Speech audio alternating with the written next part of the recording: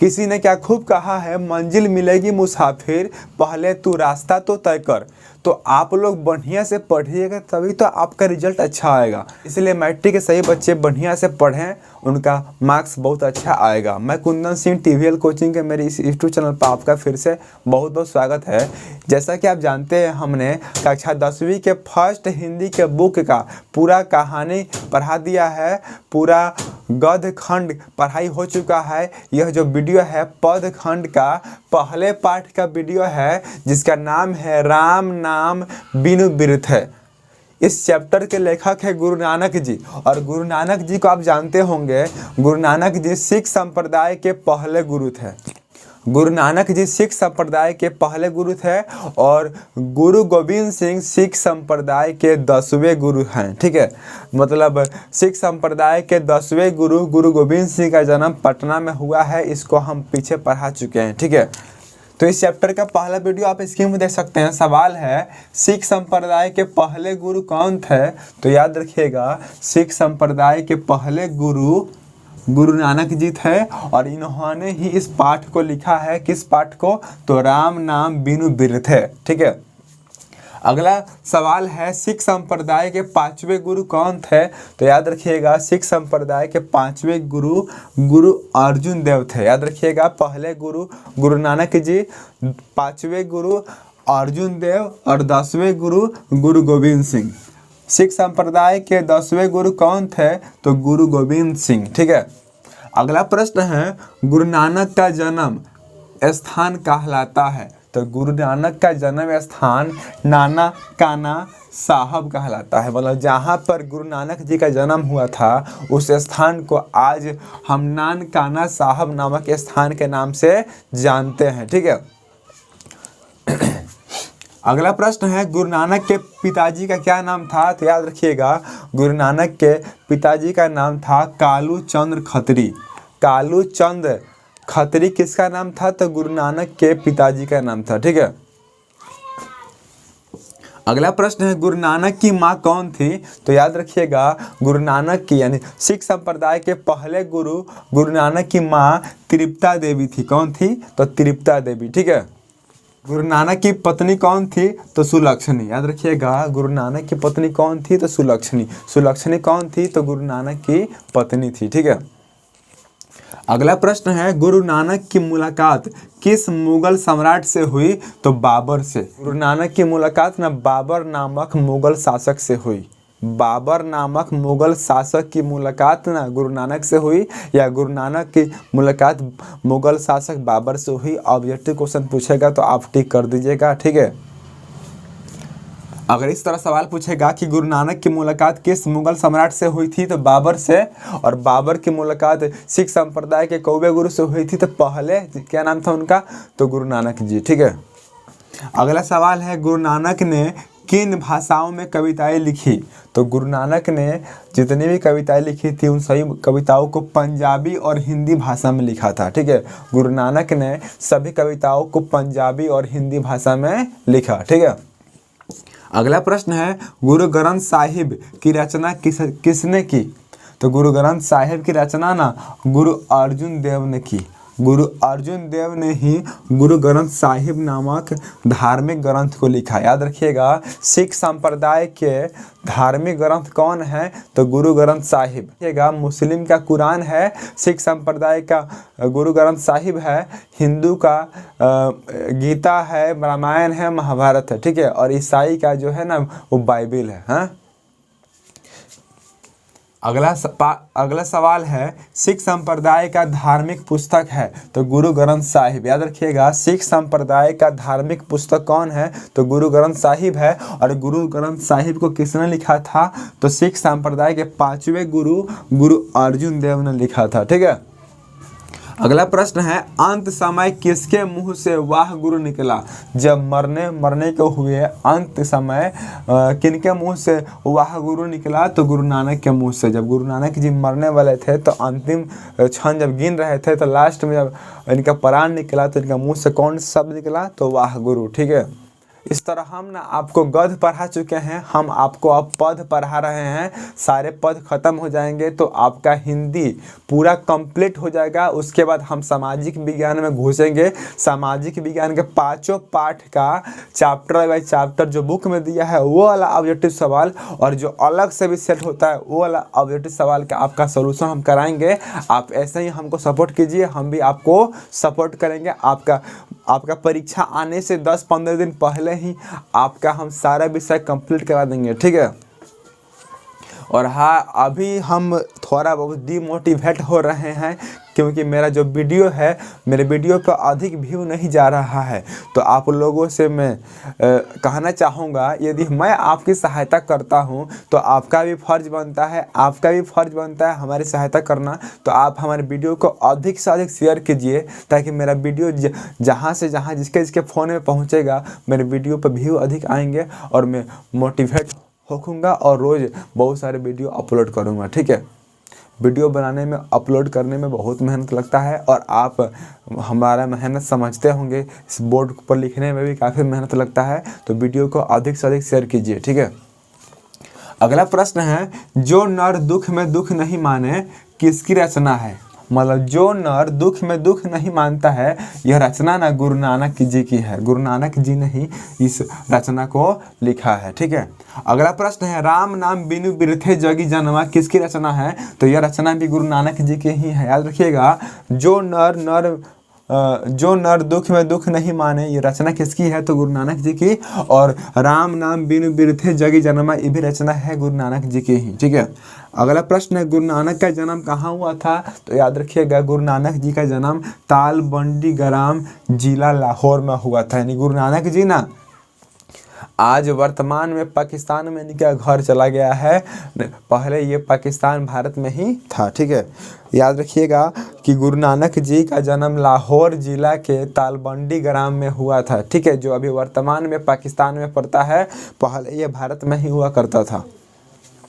Last question इस chapter का सवाल है, गुरु नानक जी किस भावना के कवि थे? तो याद रखिएगा, गुरु नानक जी ना प्रेम भक्ति धारा या भक्ति भावना के कवि थे। ये मतलब भक्त थे। यदि आपको मैट्रिक के बोर्ड एग्जाम में हिंदी में 80 से 90 नंबर आएगा तो कैसे आएगा? आपको हिंदी में कुछ आना भी तो चाहिए कि आपका कोई मुंह देखकर आपको 80-90 नंबर हिंदी में दे देगा। यदि आप हिंदी में कुछ सीखना चाहते हैं, 90 प्लस मार्क्स स्कोर करना चाहते हैं, तो टीवीएल कोचिंग को सब्सक्राइब कर लें। इस पर कक्षा 10वीं के हिंदी का पाठ बाय पाठ वीडियो आपको मिलेगा। मैं कुंदन सिंह टीवीएल कोचिंग में आपका बहुत बहुत स्वागत करता हूं। इस वीडियो में हम कक्षा 10वीं के फर्स्ट हिंदी के बुक के पद खंड का दूसरा पाठ देखेंगे, जिसका नाम है प्रेम आईनी श्री राधिका। प्रेम आईनी श्री राधिका पाठ के लेखक थे रसखान जी, और रसखान जी के अनुसार इस चैप्टर में कुल मिलाकर 18 ऑब्जेक्टिव क्वेश्चन सेट हुआ है। इन सभी प्रश्नों को हम बारी बारी से देखेंगे। ये सभी प्रश्न आपके परीक्षा के व्यू से काफ़ी अच्छे साबित हो सकते हैं, ठीक है। तो आप लोग सही से पढ़िए, आपका एग्जाम बहुत नज़दीक आ गया है। इस चैप्टर का पहला सवाल आप स्क्रीन पर देख सकते हैं। सवाल है, प्रेम आईनी श्री राधिका पद के लेखक कौन थे? याद रखिएगा, प्रेम आईनी श्री राधिका नामक जो पद है, इस पद के लेखक थे रसखान जी। कौन थे? रसखान जी। याद रखिएगा, रसखान जी ने ही प्रेम आईनी श्री राधिका नामक कविता को लिखा था, ठीक है। अगला प्रश्न है, करील के कुंजन ऊपर वारो पद के लेखक कौन थे? तो करील के कुंजन ऊपर वारो पद के लेखक भी रसखान जी ही थे, ठीक है। अगला प्रश्न है, रसखान ने प्रेम वाटिका कब लिखी? रसखान जी ने प्रेम वाटिका सन 1610 ईस्वी में लिखी थी। याद रखिएगा, रसखान जी ने प्रेम वाटिका नामक रचना को कब लिखा था? तो 1610 ईस्वी में लिखा था, ठीक है।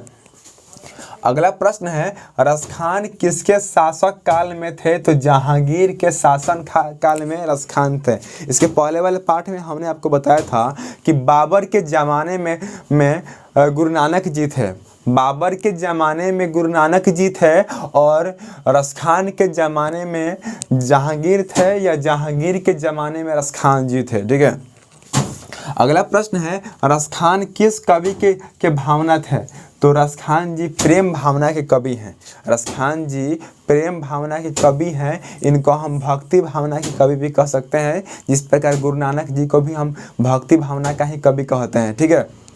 अगला प्रश्न है रसखान किन भावना के कवि थे? तो कृष्ण भक्ति, मतलब रसखान जी ने कृष्ण भक्ति के भावना के कवि थे। रसखान जी कृष्ण के, भगवान कृष्ण के परम भक्त थे।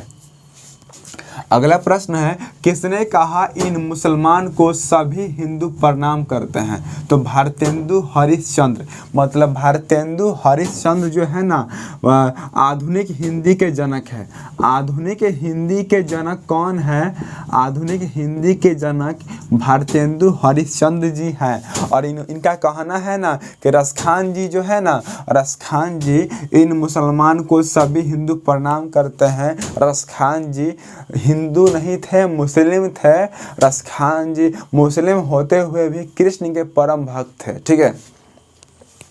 अगला प्रश्न है प्रेम वाटिका के रचनाकार कौन है? तो रसखान जी। रसखान जी मुस्लिम कवि होते हुए भी इन्होंने भगवान श्री कृष्ण के बारे में इतना सारा चीज़ लिखा है। ठीक है। तो सभी मुस्लिम भाइयों से मैं अनुरोध करना चाहता हूँ कि इन रसखान जी से उन्हें कुछ सीख लेना चाहिए। ठीक है। किस प्रकार रसखान जी ने भक्ति भावना, प्रेम वाटिका जैसे महान महान रचनाएं लिखी, समाज में नीति परक कथाएं लिखी, सबका चित्त बदले टाइप के कुछ लिखा। ठीक है। मन बदल दिया, भक्ति भावना सबके अंदर जगाई, सबके अंदर प्रेम की भावना जगाई, घृणा नामक शब्द को दूर किया। इस प्रकार हमारे रसखान जी ने समाज के लिए अच्छे अच्छे कार्य किए। इनको हम समाज सुधारक भी कह सकते हैं। ठीक है। अगला प्रश्न है कवि ने किसे माली और मालिन कहा है? तो कृष्ण और राधा को। कृष्ण और राधा को माली वाले मालिन क्यों कहा है? क्योंकि प्रेम जो है ना, प्रेम वाटिका जो फुलवारी है, इस फुलवारी के माली है कृष्ण भगवान और मालिन है राधा जी। ठीक है। यानी रसखान जी मालिन और मालिन किसको कहते हैं? तो कृष्ण और राधा को कहते हैं। ठीक है। अगला प्रश्न है कवि ने किसे चितचोर कहा है? चित्त का मतलब होता है मन, यानी मन चुराने वाला किसको कहा है? तो कृष्ण भगवान को। कृष्ण भगवान को चितचोर भी कहा गया है क्योंकि ये लोगों का चित्त यानी मन चुरा लेते हैं। ठीक है। रसखान जी ने भगवान श्री कृष्ण को चितचोर की उपाधि भी दी है। अगला प्रश्न है कवि रसखान ने किसे प्रेम वरन कहा है? तो कवि रसखान ने भगवान श्री कृष्ण को प्रेम वरन भी कहा है। ओके। अगला प्रश्न है नंद किसे कहा गया है? तो भगवान श्री कृष्ण को, यानी नंद के नंद थे।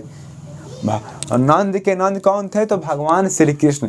ऐसे तो भगवान श्री कृष्ण के वास्तविक माता पिता थे परशुराम और देवकी, लेकिन इनको पालक पोषक किसने? यशोदा और नंद ने। ठीक है। अगला सवाल है सुजान रसखान के रचयिता थे? तो रसखान जी, मतलब सुजान रसखान नामक जो कविता है, इस कविता के लेखक भी रसखान जी ही थे। ठीक है।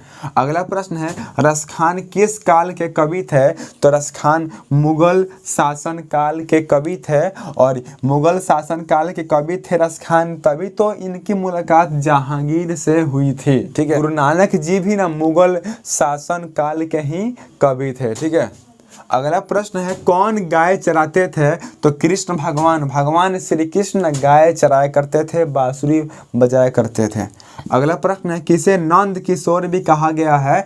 तो भगवान श्री कृष्ण को। किसे यशोदा का लाला भी कहा गया है? तो भगवान श्री कृष्ण को। भगवान श्री कृष्ण के कई पर्यायवाची शब्द हैं, कई उपनाम हैं, जैसे में कृष्ण हो गया, माखन चोर हो गया, लीलाधर हो गया, मायाधर हो गया, चितचोर हो गया। ठीक है। बहुत सारा नाम है भगवान श्री कृष्ण का। अगला सवाल है किसने कृष्ण और राधा को माली और मालिन कहा है? तो रसखान जी। तो इस तरह इस चैप्टर के सारे ऑब्जेक्टिव क्वेश्चन हम करा दिए, और यदि आप अपनी जिम्मेवारी को नहीं समझते हैं तो आपको भविष्य में काफ़ी दुखद घटनाओं का सामना करना पड़ सकता है। इसलिए आप अपनी जिम्मेवारी को समझिए और सही से पढ़ाई कीजिए। मात्र 1.5 से 2 महीना बच गया है आपके फाइनल बोर्ड परीक्षा में, ठीक है। तो आप अभी से ही लग जाइए, हमारे सारे वीडियो को देखिए, शेयर कीजिए,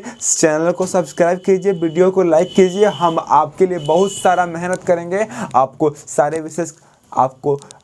विषय कंप्लीट करा कर देंगे। तो बस आज के लिए इतना ही। मिलते हैं कल नए वीडियो में, नए उमंग के साथ, नए उत्साह के साथ, नए उड़ान के साथ, ठीक है। बस आज के लिए इतना ही। नमस्कार, जय हिंद, जय भारत।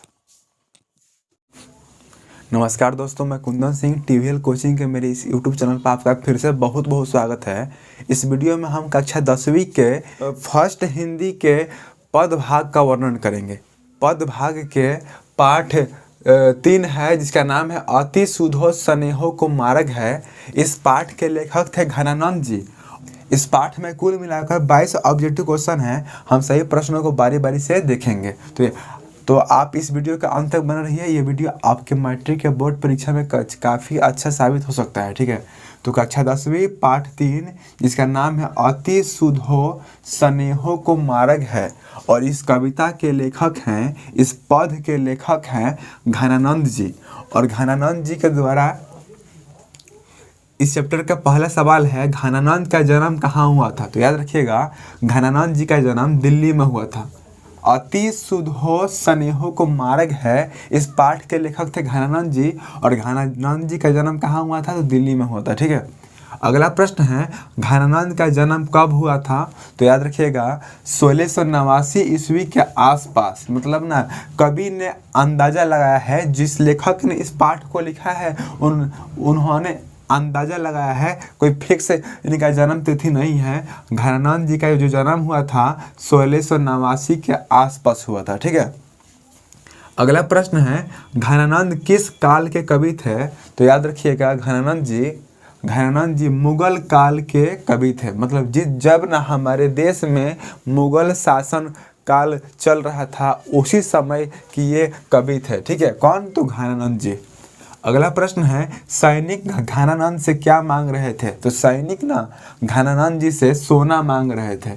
जब आप इस पाठ को पढ़िएगा तो आपको बढ़िया से समझ में आएगा आखिर क्यों सैनिक घनानंद जी से सोना मांग रहे थे, ठीक है।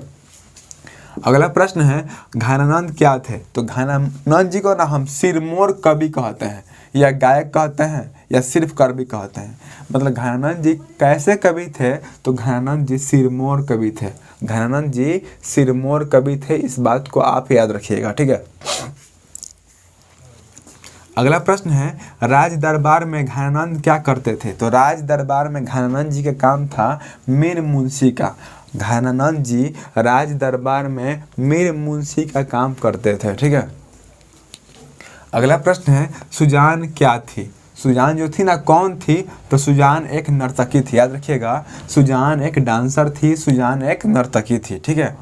अगला प्रश्न है, घनानंद किनके यहाँ मीर मुंशी के काम करते थे। तो याद रखिएगा, घनानंद जी मुगल बादशाह मोहम्मद शाह रंगीले, थोड़ा सा नाम लंबा है, मुगल बादशाह मोहम्मद शाह रंगीले के यहाँ घनानंद जी मीर मुंशी का काम करते थे, ठीक है।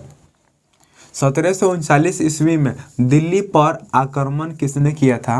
तो 1739 ईस्वी में दिल्ली पर आक्रमण नादिर शाह के सैनिकों ने किया था। याद रखिएगा, सन 1739 के समय दिल्ली पर नादिर शाह के सैनिकों ने आक्रमण किया था, ठीक है।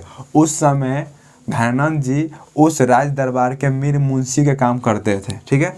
अगला प्रश्न है, घनानंद को किसने मारा। तो घनानंद जी को वहाँ के सैनिकों ने मार दिया, यानी नादिर शाह के सैनिकों ने मार दिया।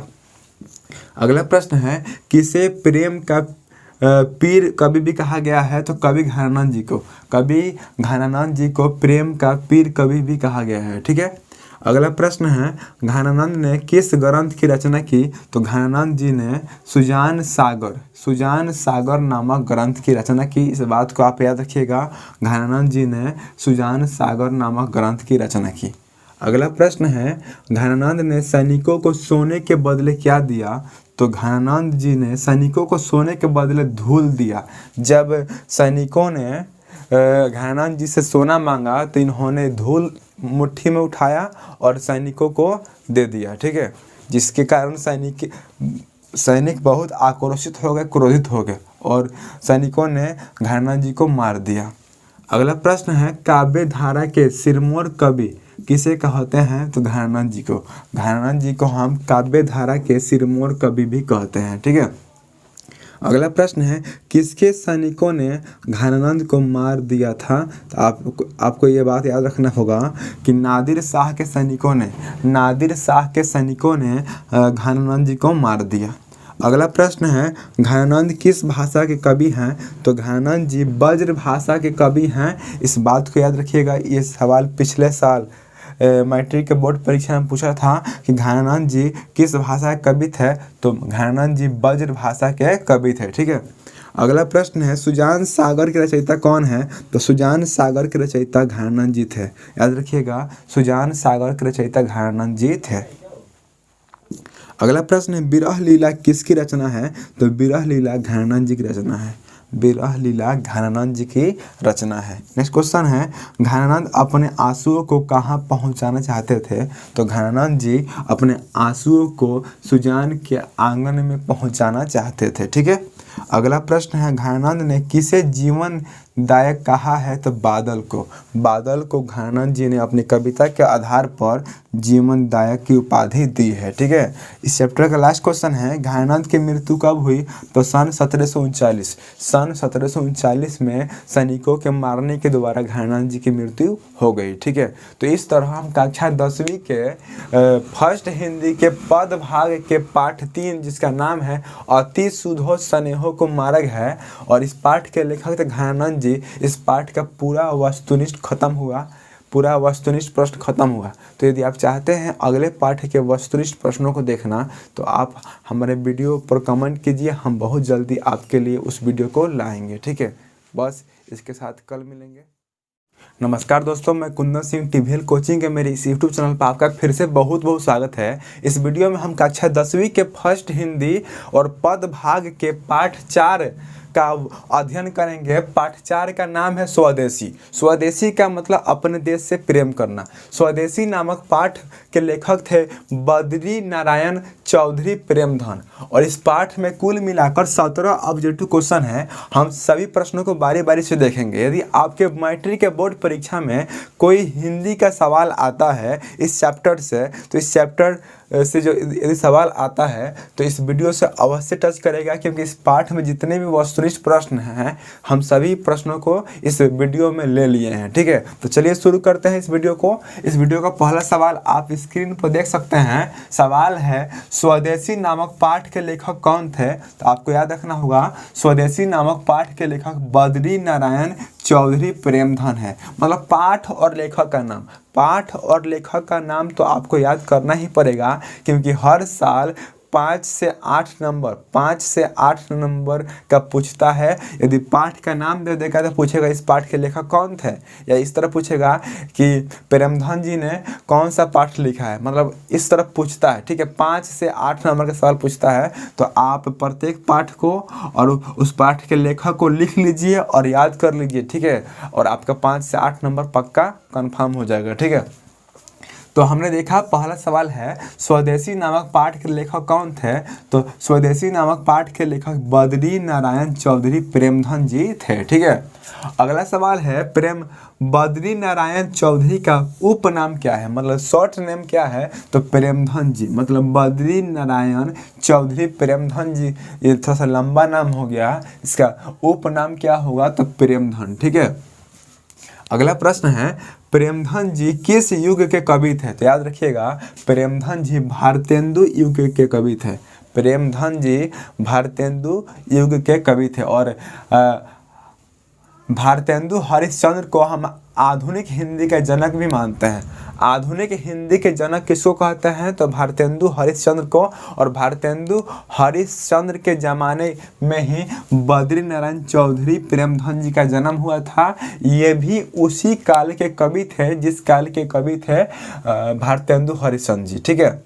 अगला सवाल है प्रेमधन जी का जन्म कहाँ हुआ था? तो प्रेमधन जी का जन्म मिर्जापुर उत्तर प्रदेश में हुआ था। प्रेमधन जी का जन्म उत्तर प्रदेश मिर्जापुर में हुआ था, ठीक है। और प्रेमधन जी का जन्म कहाँ हुआ था? यह हो गया मिर्जापुर। और प्रेमधन जी का जन्म कब हुआ था? तो 1855 ईस्वी में। याद रखिएगा, प्रेमधन जी का जन्म कब हुआ था? तो 1855 में। और प्रेमधन जी की मृत्यु कब हुई थी? तो 1922 में। प्रेमधन जी का जन्म 1855 में और मृत्यु 1922 में हुई थी, ठीक है। प्रेमधन जी ने रसिक समाज की स्थापना कब की?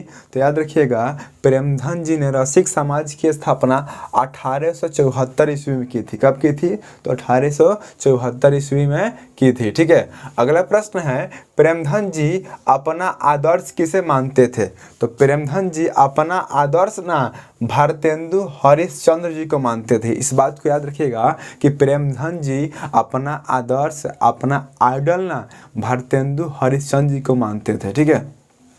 अगला प्रश्न है प्रेमधन किस राज्य के निवासी थे? तो प्रेमधन जी उत्तर प्रदेश के निवासी थे, ठीक है। अगला प्रश्न है प्रेमधन जी ने किस मासिक पत्रिका का संपादन किया? तो प्रेमधन जी ने आनंद कानी मासिक पत्रिका का संपादन किया, ठीक है। अगला प्रश्न है कवि प्रेमधन जी के अनुसार नेताओं से क्या संभल नहीं रही है? तो धोती। मतलब कवि प्रेमधन जी अपने कविता के माध्यम से आजकल के नेता लोग को कहते हैं कि नेता से खुद की धोती नहीं संभलती है और चले हैं देश संभालने, ठीक है। अगला प्रश्न है हमें क्या अपनाना चाहिए? तो हमें स्वदेश यानी अपने देश में निर्मित वस्तुओं का अपनाना चाहिए, विदेशी सामानों को बाइकआउट करना चाहिए, ठीक है। अगला प्रश्न है प्रेमधन जी की प्रसिद्ध नाट्य कृति कौन है? तो प्रेमधन जी ने एक नाटक भी लिखा था जिसका नाम है भारत सौभाग्य और प्रयास रामागमन, ठीक है। अगला प्रश्न है कवि के अनुसार भारतीयों को क्या अच्छा लगने लगा है? तो कवि के अनुसार भारतीयों को अंग्रेजी भाषा अच्छी लगने लगी है, ठीक है। वे अपनी मातृभाषा राष्ट्रभाषा हिंदी को छोड़कर, संस्कृत को छोड़कर अंग्रेजी भाषा को अपना रहे हैं, ठीक है। अगला प्रश्न है कवि के अनुसार भारतीय अधिक पसंद कर रहे हैं? तो अंग्रेजी और विदेशी चीज़ों को, ठीक है। अगला प्रश्न है कवि के अनुसार हमारे देश के लोग किस बात से लज्जित महसूस कर रहे हैं? तो भारतीय कहलाने पे वे अपनी परंपरा को अपनाने के लिए लज्जित फील कर रहे हैं, ठीक है। लास्ट सवाल है डफाली का अर्थ होता है? तो डफ बजाने वाला या बाजा बजाने वाला, ठीक है। इस तरह इस चैप्टर का पूरा ऑब्जेक्टिव क्वेश्चन ख़त्म हो गया। लाइट चला गया था, हमने अंधेरा में ही वीडियो बनाया है, ठीक है। तो लगभग ठीक ठाक बन गया है वीडियो, आपको दिखाई दे ही रहा है। तो ऐसे ही आप हम लोग को सपोर्ट कीजिए, हम आपका पूरा सिलेबस ख़त्म करेंगे। मिलते हैं अगले वीडियो में, तब तक के लिए नमस्कार, जय हिंद, जय भारत। यदि सूरज तुमको जगाए तो क्या बात, यदि सूरज तुमको जगाए तो क्या बात, बात तो तब है जब तुम सूरज को जगाओ। हेलो एवरीवन, मैं कुंदन सिंह टीवीएल कोचिंग में आपका फिर से बहुत बहुत स्वागत करता हूं। तो कक्षा 10 पद भाग का 5वां पाठ है जिसका नाम है भारत माता। और भारत माता नामक पाठ के लेखक थे सुमित्रा नंदन पंत जी, ठीक है। इस पाठ में कुल मिलाकर 17 ऑब्जेक्टिव क्वेश्चन है। हम सही प्रश्नों को बारी बारी से देखेंगे। तो याद रखिएगा कक्षा 10वीं के पाठ 5 है जिसका नाम है भारत माता, ठीक है। और भारत माता पाठ के लेखक थे सुमित्रा नंदन पंत जी। और ये पाठ एक ना पद है, पद से लिया गया है, गद्य से इस पाठ को नहीं लिया गया है, पद भाग से भारत माता नामक पाठ को लिया गया है, ठीक है। इस पाठ के सही प्रश्नों को हम बारी बारी से देखेंगे। पहला सवाल है भारत माता पाठ के लेखक कौन थे? तो याद रखिएगा कि भारत माता पाठ के लेखक थे सुमित्रा नंदन पंत जी, ठीक है। मतलब भारत माता जो पाठ है पद भाग से जो लिया गया है, इस पाठ के लेखक कौन थे? तो सुमित्रा नंदन पंत जी थे, ठीक है। अगला प्रश्न है सुमित्रा नंदन पंत जी का जन्म कब हुआ था? तो 1900 ईस्वी में सुमित्रा नंदन पंत जी का जन्म हुआ था, जिन्होंने भारत माता पाठ को लिखा है, ठीक है। अगला प्रश्न है, पंत जी का जन्म कहाँ हुआ था? तो पंत जी बोले तो सुमित्रा नंदन पंत जी का जन्म उत्तरांचल में हुआ था। उत्तरांचल में एक जिला है जिसका नाम है अल्मोड़ा, और अल्मोड़ा जिला के ही निवासी थे सुमित्रा नंदन पंत जी। ठीक है। अगला प्रश्न है, पंत जी के माता का क्या नाम था? तो सुमित्रा नंदन पंत जी के माता का नाम था सरस्वती देवी। याद रखिएगा, सुमित्रा नंदन पंत जी की जो माँ थी, माँ का क्या नाम था? तो सरस्वती देवी। ठीक है। अगला प्रश्न है, पंत जी के पिताजी का क्या नाम था? तो पंत जी के पिताजी का नाम गंगावत पंत था। कौन था? क्या नाम था? गंगावत पंत। ठीक है। याद रखिएगा, सुमित्रा नंदन पंत जी के जो पिताजी थे उनका क्या नाम था? तो उनका नाम था गंगावत पंत। ठीक है।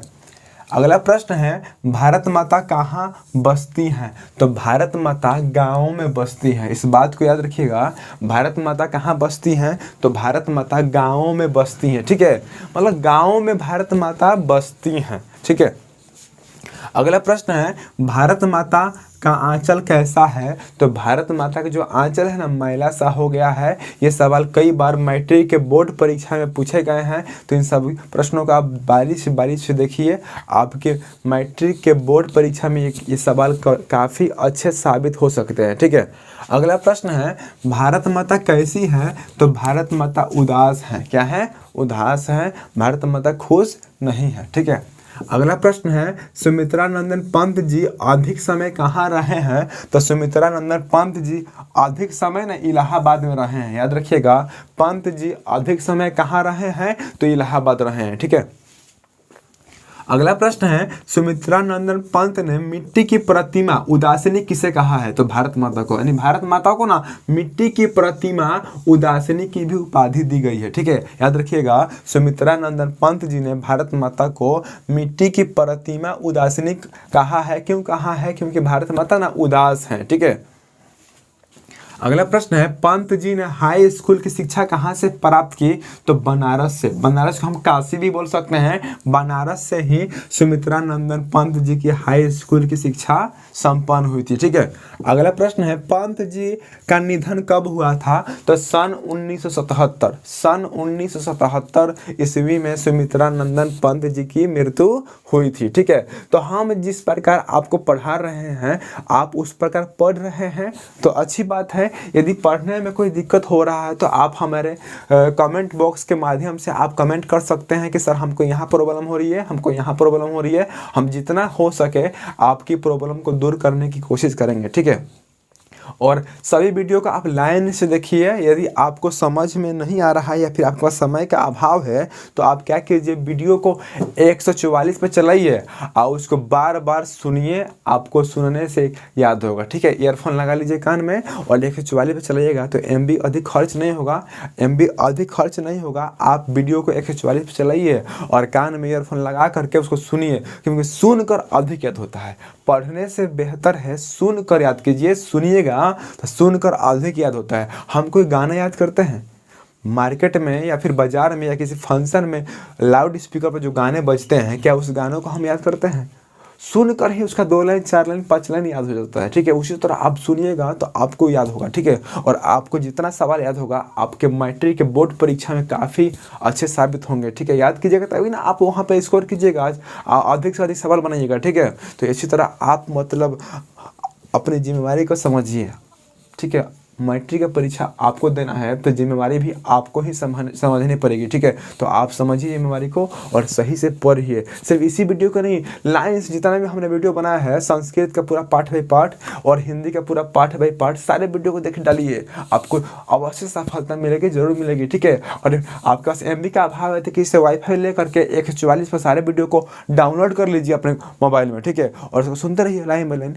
रोज़ सुबह सुनिए, दोपहर में सुनिए, शाम को सुनिए, ईयरफोन लगा के सुनिए, या फिर आपके पास बड़ा वाला स्पीकर है उस स्पीकर पर अपने स्टडी रूम में बजाइए। आपको अवश्य सफलता मिलेगी, पक्का मिलेगी। ठीक है। क्योंकि ये सब सवाल जो है ना, समझने वाले कम है, याद करने वाला अधिक है। क्योंकि आपके पास समय बहुत कम है कि आपको हम पाठ बाई पाठ पढ़ाएं। ठीक है। हम अगला साल से पढ़ाएंगे, लेकिन आपको थोड़ी ना मिलेगा पढ़ने को। ठीक है। इसलिए आपको सुनना ही चाहिए। सुनने वाली कला ही आपको मतलब अच्छी सफलता दिला सकती है। ठीक है। तो आप सुनिए।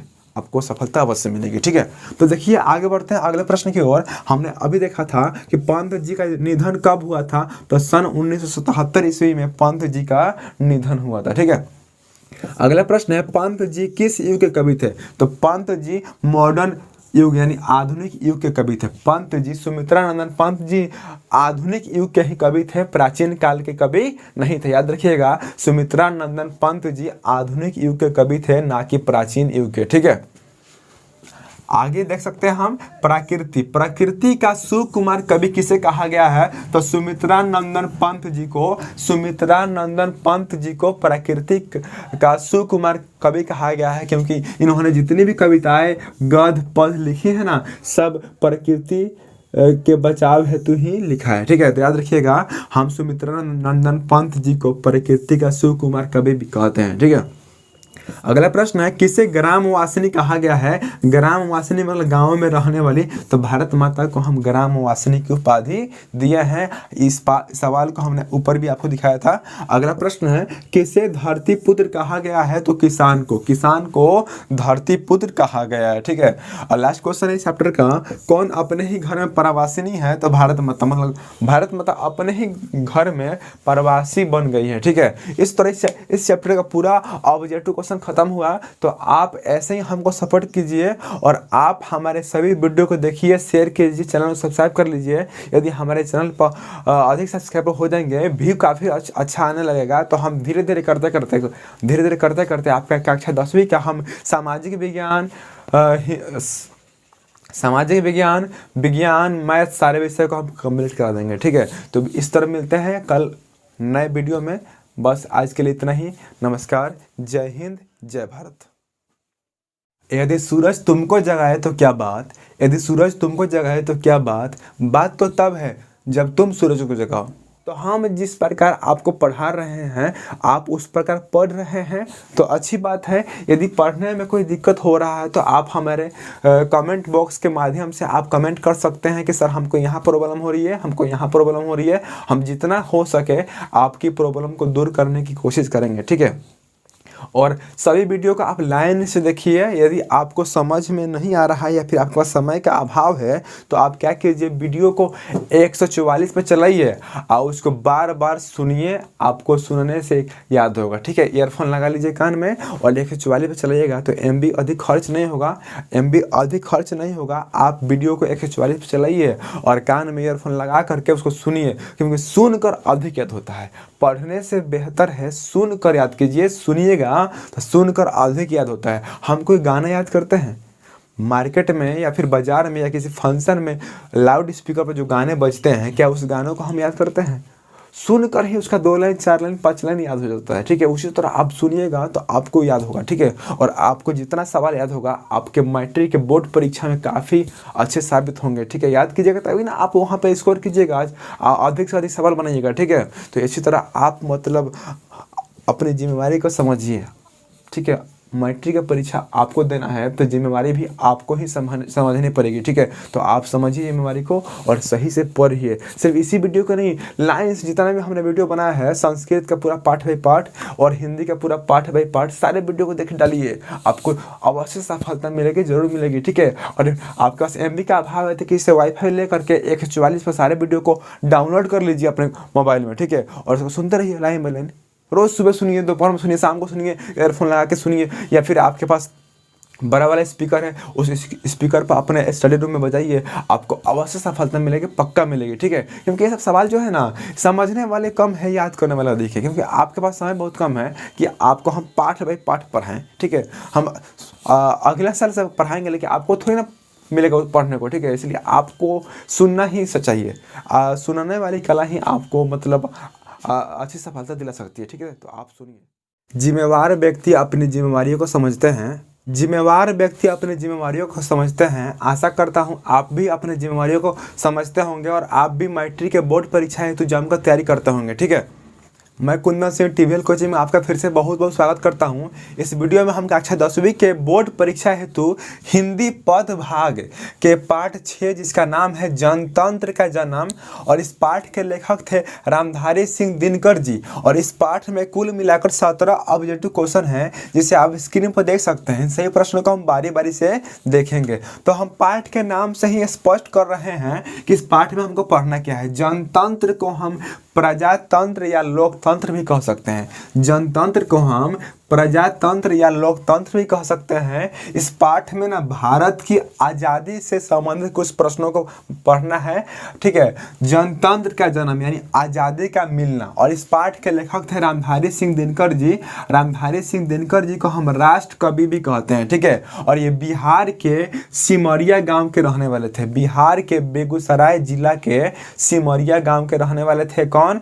तो रामधारी सिंह दिनकर जी। ठीक है, तो इस वीडियो को हम शुरू करते हैं।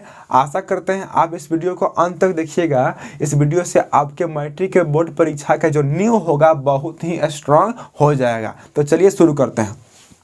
पहले प्रश्न को आप देख सकते हैं स्क्रीन पर। सवाल है जनतंत्र के जन्म पाठ के लेखक कौन थे? तो अभी हमने आपको बताया कि जनतंत्र के जन्म पाठ के लेखक थे रामधारी सिंह दिनकर जी। और रामधारी सिंह दिनकर जी को राष्ट्र कवि भी कहा जाता है। इनका जन्म बिहार के बेगूसराय जिला के सिमरिया गांव में हुआ था। ठीक है, इनमें से कौन राष्ट्र कवि हैं? तो रामधारी सिंह दिनकर जी को ही राष्ट्र कवि की उपाधि दी गई है। ठीक है, क्योंकि इनकी कविताएं जो है ना काफ़ी अधिक है और सभी कविताएं नेक राह पर चलने की सीख देती है, समाज में बदलाव लाती है। ठीक है, अगला प्रश्न है दिनकर जी की माँ का क्या नाम था? तो दिनकर जी की माँ का नाम था मनरूप देवी। याद रखिएगा, रामधारी सिंह दिनकर जी की माँ का क्या नाम था? तो मनरूप देवी। ठीक है, अगला प्रश्न है दिनकर जी का पूरा नाम क्या था? तो याद रखिएगा, दिनकर जी का पूरा नाम था रामधारी सिंह दिनकर। ठीक है, और दिनकर शब्द कहाँ से आया है?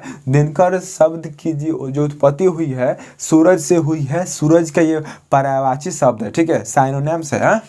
अगला प्रश्न है दिनकर जी का जन्म कब और कहाँ हुआ था? तो रामधारी सिंह दिनकर जी का जन्म सन 1908 ईस्वी के बिहार के बेगूसराय जिला के सिमरिया गांव में हुआ था। याद रखिएगा, रामधारी सिंह दिनकर जी का जन्म सन 1908 ईस्वी में हुआ था। ठीक है, अगला प्रश्न है दिनकर जी के पिता का क्या नाम था? तो दिनकर जी के पिताजी का नाम था रवि सिंह। यानी पिताजी का नाम भी सूरज का पर्यायवाची शब्द है और बेटा का भी सूरज का पर्यायवाची शब्द है। ठीक है, ये सूरज हो गया, सूर्य जो भगवान होते हैं, सूरज का पर्यायवाची शब्द रवि भी होता है और दिनकर भी होता है, दिवाकर भी होता है, भास्कर भी होता है। ठीक है, तो आपने देखा, क्या देखा कि हमने देखा ना कि रामधारी सिंह दिनकर जी के पिताजी का नाम क्या था?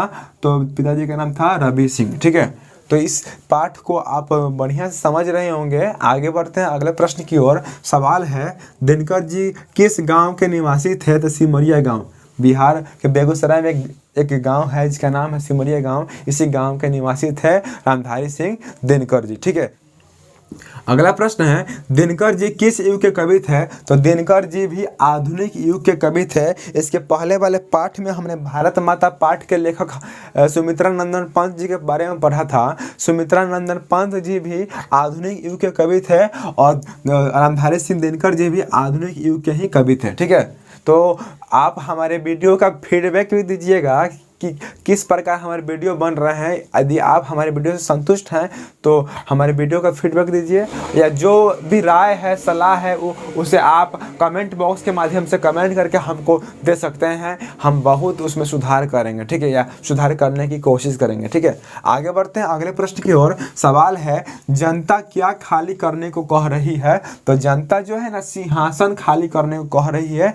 बोल रही है कि अब राजतंत्र बहुत चला, बहुत रहा, अब राजतंत्र नहीं रहेगा, अब प्रजातंत्र, लोकतंत्र या जनतंत्र, तीनों में से कोई एक ही बोलो, दोनों तीनों का मतलब एक ही होता है, चलेगा। ठीक है, मतलब अब ना जनतंत्र का उदय हो चुका है। अब प्रत्येक आदमी का शासन चलेगा, कोई राजतंत्र नहीं चलेगा, इसलिए सिंहासन खाली करो। ठीक है, जनता का में एकता आ गई, जनता एकजुट होकर राजा से कह रही है कि खाली करो सिंहासन। ठीक है, अगला प्रश्न है, दिनकर जी किसे भगवान मानते हैं? तो याद रखिएगा, रामधारी सिंह दिनकर जी मजदूरों और किसानों को भगवान मानते हैं। ठीक है, क्योंकि आज तक जितना भी अधिकांश चीज हुआ है मजदूरों और किसानों का उसमें बहुत योगदान रहा है। ठीक है। अगला प्रश्न है, जनता के लिए कितने करोड़ मुकुट चाहिए? ठीक है, ये जो कविता है ना, ये आज़ादी के तुरंत बाद की है। उस समय हमारे देश में मात्र 33 करोड़ लोग थे। ठीक है, किसी किसी बुक में 35 करोड़ भी लिखा हुआ है, लेकिन आपको हिंदी के अनुसार से ही आंसर देना होगा कि जब हमारा देश आज़ाद हुआ था 15 अगस्त 1947 को, उस समय भारत में कुल कितने लोग थे? तो मात्र 33 करोड़ लोग थे। ठीक है, इसलिए जनता के लिए कितना मुकुट चाहिए? 33 करोड़, क्योंकि जनतंत्र में क्या होता है, प्रत्येक आदमी राजा है, प्रत्येक आदमी रंक है। ठीक है, इसमें कोई एक राजा महाराजा नहीं होते हैं, प्रत्येक आदमी जनता का शासन है। ठीक है, अब्राहम लिंकन जी ने, अमेरिका के पूर्व राष्ट्रपति अब्राहम लिंकन जी ने क्या कहा था कि लोकतंत्र जनता के लिए तथा जनता के द्वारा चलाया जाने वाला शासन है। ठीक है, इस पर किसी अन्य लोगों का हक नहीं हो सकता है, प्रत्येक आदमी आत्मनिर्भर है। ठीक है, किसकी भाषा कुछ भी छिपाती नहीं है? तो रामधारी सिंह दिनकर जी की जो भाषा है कुछ भी छुपाती नहीं है, ये सभी प्रकार के सद्गुणों का उजागर करती है। ठीक है, मतलब यदि आप रामधारी सिंह दिनकर जी की जो कविताएं हैं, रचनाएं हैं, उनको आप पढ़िएगा तो आपको पढ़ते ही समझ में आ जाएगा, उसमें कोई छुपावट नहीं है। ठीक है।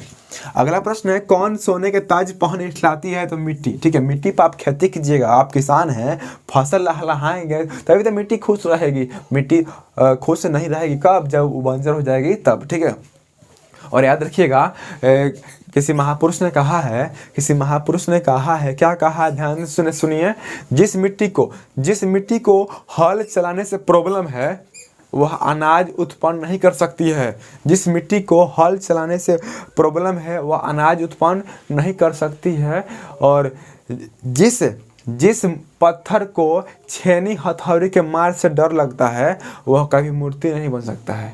जिस पत्थर को छेनी हथौड़ी के मार से डर लगता है या चोट लगता है वह पत्थर कभी मूर्ति नहीं बन सकता है। इसी प्रकार माता पिता और गुरु के जो डांट होते हैं, फटकार होते हैं, पिटाई होती है, वे सभी उस समय तो थोड़ा कड़वे लगते हैं, लेकिन भविष्य बनाने में वे बहुत ही कारगर साबित होते हैं। ठीक है, इसलिए आप लोग अपने माता पिता गुरु की बातों का बुरा मत मानिएगा, उनके द्वारा दिखाए गए रास्ते पर तत्पर होकर चलिएगा, तब जाकर आपको सफलता मिलेगी, जरूर मिलेगी, पक्का मिलेगी। ठीक है। अगला प्रश्न है, दिनकर जी अपनी पढ़ाई कहाँ तक किए थे? तो BA तक, यानी इन्होंने आर्ट्स में ग्रेजुएशन किया था। ठीक है। अगला प्रश्न है, दिनकर जी की प्राथमिक शिक्षा कहाँ से हुई थी? तो दिनकर जी की प्राथमिक शिक्षा इनके गांव में सिमरिया से ही हुई थी। अगला प्रश्न है, जनता का शासन क्या कहलाता है? तो लोकतंत्र या जनतंत्र या प्रजातंत्र। अंतिम प्रश्न है, जनतंत्र का जन्म कविता में कवि ने किसे शक्तिशाली कहा है? तो जनता को इस तरह चैप्टर 6 का, जिसका नाम है जनतंत्र का जन्म, इस पार्ट का ये पूरा ऑब्जेक्टिव क्वेश्चन खत्म हो गया। ठीक है, तो अब पद भाग में भी बहुत अधिक पाठ नहीं बचे हुए हैं, हम सही पद भागों को खत्म करके अब हम सामाजिक विज्ञान में कदम रखेंगे। ठीक है, बस ऐसा ही आप लोग हमको सपोर्ट कीजिए, हम आपके लिए अधिक से अधिक वीडियो लाएंगे। ठीक है, बस आज के लिए इतना ही, मिलते हैं अगले वीडियो में, तब तक के लिए नमस्कार, जय हिंद, जय भारत। जिम्मेवार व्यक्ति अपनी जिम्मेवारी को समझते हैं। आशा करते हैं आप लोग भी अपनी जिम्मेवारी को समझते होंगे और बढ़िया से मैट्रिक के बोर्ड परीक्षा हेतु तैयारी करते होंगे। मैं कुंदन सिंह TVL कोचिंग में आपका फिर से बहुत बहुत स्वागत करता हूं। इस वीडियो में हम कक्षा 10वीं के फर्स्ट हिंदी के पद भाग के पाठ 7 है, जिसका नाम है हिरोशिमा। और हिरोशिमा नामक पाठ के लेखक थे सच्चिदानंद हीरानंद वात्स्यायन अज्ञेय जी। और इनके अनुसार इस पाठ में ना पद लिखा गया है, मतलब यह पाठ एक कविता है। कविता स्वरूप इस पाठ में कुल मिलाकर के 13 ऑब्जेक्टिव क्वेश्चन सेट हुए हैं, जिसे आप स्क्रीन पर देख सकते हैं। इन सही प्रश्नों को हम बारी बारी से इस वीडियो में देखेंगे। यदि आपके मैट्रिक के बोर्ड परीक्षा में हिंदी से कोई सवाल आता है इस चैप्टर से संबंधित, तो इस वीडियो में अवश्य लड़ेगा, अवश्य टच होगा, क्योंकि इस पाठ में ना क्योंकि इस पार्ट से हम सारे प्रश्नों को इस वीडियो में डाल दिए हैं। तो चलिए शुरू करते हैं।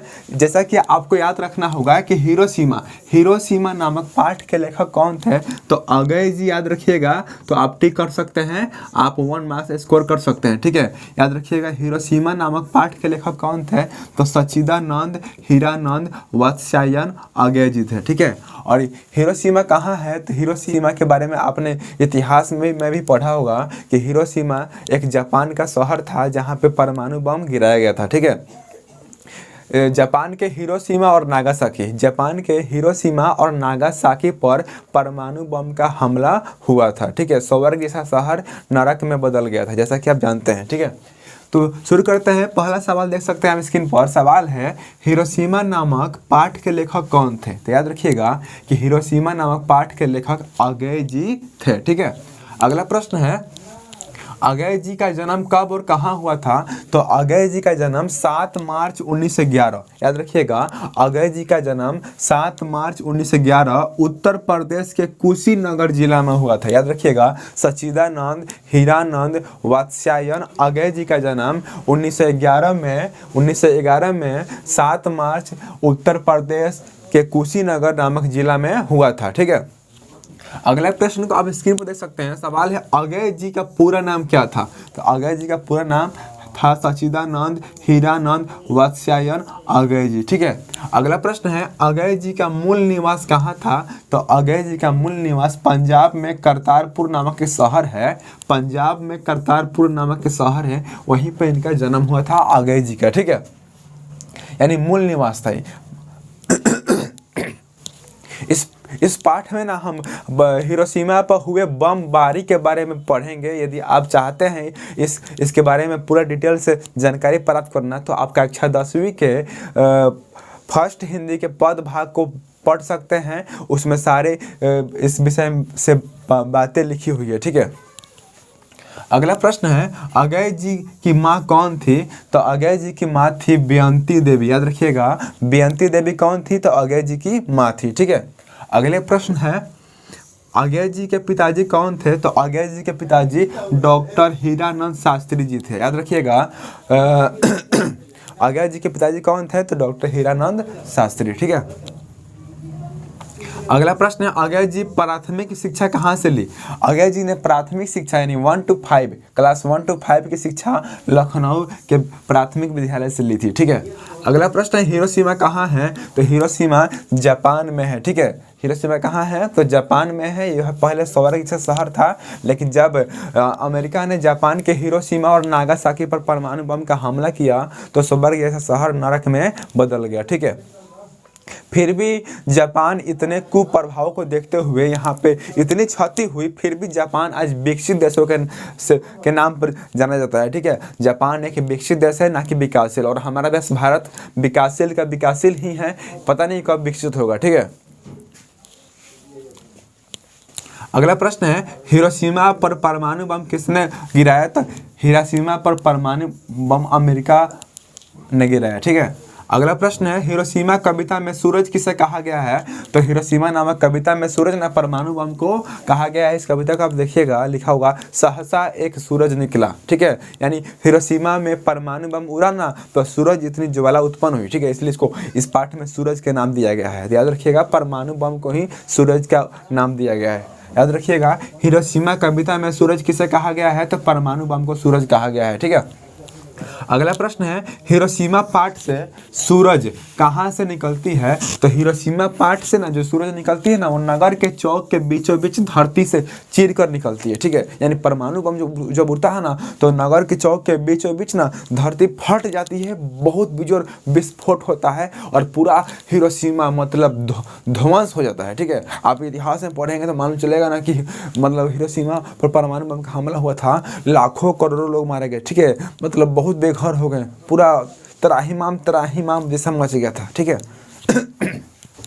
अगला प्रश्न है, इनमें से कौन बहुभाषी कवि थे? यानी बहुभाषी का मतलब क्या? जिनके पास बहुत भाषाओं का ज्ञान था। ठीक है, तो सच्चिदानंद, हीरानंद, वात्स्यायन, अगय जी जो थे ना बहुभाषी कवि थे, क्योंकि इनके पास बहुत भाषाओं का ज्ञान था। ठीक है, लास्ट क्वेश्चन है, अगय जी का देहांत कब हुआ? तो 4 अप्रैल 1987। याद रखिएगा, 4 अप्रैल 1987 को अगय जी का अगय जी का मतलब मृत्यु हो गया, देहांत हो गया। ठीक है, इस तरह कक्षा 10वीं के फर्स्ट हिंदी के पद भाग के पाठ 7 जिसका नाम है हिरोशिमा, और ये पाठ पूरा खत्म हुआ। यदि आप चाहते हैं पाठ 8वीं का वीडियो देखना तो हमारे कमेंट बॉक्स में कमेंट कीजिए, हम बहुत जल्दी ही उसका भी वीडियो आपके समक्ष लाएंगे। ठीक है, तो आशा करता हूँ आपको हमारे वीडियो अच्छे लगते होंगे। यदि आपको कोई परेशानी होगी, कोई प्रॉब्लम होगा तो आप कमेंट बॉक्स के माध्यम से हमको कह सकते हैं, हम आपके कमेंट का अधिक से अधिक रिप्लाई देने की कोशिश करेंगे। ठीक है, और हमारा फीडबैक दीजिए ताकि हमको मालूम चले कि हम वीडियो जो बना रहे हैं सही बन रहा है कि खराब बन रहा है। जो भी कोई कठिनाई होगी, प्रॉब्लम होगी, उस हम प्रॉब्लम को हम दूर करेंगे। ठीक है, तो मिलते हैं अगले वीडियो में, तब तक के लिए नमस्कार, जय हिंद, जय भारत। Hello everyone, welcome. मैं कुंदन सिंह, टीवीएल कोचिंग में आपका फिर से बहुत बहुत स्वागत है। इस वीडियो में हम डबल धमाका करने वाले हैं। आपने सही सुना, इस वीडियो में हम डबल धमाका करने वाले हैं। इस वीडियो में 2 पाठ के वस्तुनिष्ठ प्रश्नों का अध्ययन करेंगे। ठीक है, पहले तो हम पाठ 8 जिसका नाम है एक वृक्ष की हत्या, इस पाठ के कुल 13 ऑब्जेक्टिव क्वेश्चन को बारी बारी से देखेंगे। ठीक है, उसके बाद हम हमारे नींद नामक पाठ को शुरू करेंगे, और इस पाठ में भी कुल मिलाकर 11 ऑब्जेक्टिव क्वेश्चन हैं। इन सही प्रश्नों को हम बारी बारी से देखेंगे। तो डबल धमाका के इस वीडियो में आपका फिर से एक बार और बहुत बहुत स्वागत है। तो चलिए इस वीडियो को शुरू करते हैं। ठीक है, तो आपने देखा कक्षा 10वीं के फर्स्ट हिंदी के पद भाग के पाठ 8 है जिसका नाम है एक वृक्ष की हत्या, और एक वृक्ष की हत्या नामक पाठ के लेखक हैं कुंवर नारायण जी। कौन है जी? कुंवर नारायण जी। तो चलिए शुरू करते हैं इस वीडियो को। पहला क्वेश्चन है, एक वृक्ष की हत्या पाठ के लेखक कौन थे? याद रखिएगा, एक वृक्ष की हत्या पाठ के लेखक कुंवर नारायण जी थे। ठीक है, पाठ के नाम से स्पष्ट हो रहा है कि इस पाठ में ना एक कविता है, और उस कविता में ना एक वृक्ष की हत्या हो गई है। मतलब शास्त्रों में लिखा है, एक पेड़ 100 पुत्र समाना। एक पेड़ 100 पुत्र समाना मतलब वृक्षों की सहायता करनी चाहिए, पेड़ नहीं काटना चाहिए। पेड़ काटना प्रकृति के नियमों का विपरीत है, विलोम है। पेड़ आप काटिएगा तो पर्यावरण का संतुलन बिगड़ जाएगा। तो इस पाठ में हमको पेड़ ना काटने की सलाह दी गई है। ठीक है, तो चलिए आगे देखते हैं। अगला प्रश्न है, कुंवर नारायण जी का जन्म कब और कहाँ हुआ था? तो याद रखिएगा, कुंवर नारायण जी का जन्म 19 सितंबर 1927 को हुआ था। और कहाँ हुआ था? तो उत्तर प्रदेश के लखनऊ नामक शहर में हुआ था। किनका जन्म? तो कुंवर नारायण जी का, और जिन्होंने एक वृक्ष की हत्या नामक पाठ को लिखा था। ठीक है, अगला प्रश्न है, कुंवर नारायण जी कविता लिखना किस वर्ष से शुरू किए? ठीक है, तो 1950 जिस वर्ष संविधान लागू हुआ भारत का, उसी वर्ष यानी 1950 नामक सन से इन्होंने कविता लिखना शुरू किया। कि इन्होंने? तो कुंवर नारायण जी ने। ठीक है, अगला प्रश्न है, किस कवि को कबीर सम्मान मिला है? तो कुंवर नारायण जी को ना कबीर सम्मान भी मिला है, यानी कबीर पुरस्कार होता है। कबीर भी बहुत बड़े कवि थे, और इनके नाम पर ही एक सम्मान दिया जाता है, एक पुरस्कार दिया जाता है, एक अवार्ड दिया जाता है, जिसको हम कबीर सम्मान कहते हैं। तो कुंवर नारायण जी को ना कबीर नामक अवार्ड से सम्मानित किया गया है। याद रखिएगा। अगला प्रश्न है, एक वृक्ष की हत्या पाठ में कवि किसकी हत्या की बातें करते हैं? तो एक वृक्ष की हत्या पाठ में कवि ना वृक्ष की हत्या की बात करते हैं। ये तो क्वेश्चन में ही आंसर है। ठीक है, अगला प्रश्न है, एक वृक्ष की हत्या पाठ में कौन चौकीदार बना हुआ है? तो वृक्ष को इस कविता के आधार पर चौकीदार बनाया गया है, क्योंकि वृक्ष जो था ना, लेखक कुंवर नारायण जी के घर के सामने ही, दरवाजा के सामने ही वो पेड़ था, इसलिए ये पेड़ को ही, वृक्ष को ही बूढ़ा चौकीदार कहते थे। कौन? तो कुंवर नारायण जी। ठीक है, अगला प्रश्न है, नदियों को क्या बनने से रोकना है? तो नदियों को नाला बनने से रोकना है। तो नदियों को आप नाला बनने से कब रोकेंगे? जब नदी को आप प्रदूषित नहीं करेंगे, जब नदी में आप कूड़ा कचरा नहीं डालेंगे, तब जाके नदी का पानी साफ सुथरा स्वच्छ होगा और वह ना पशुओं के लिए फायदेमंद होगा और आप किसानों के लिए भी फायदेमंद होगा। ठीक है।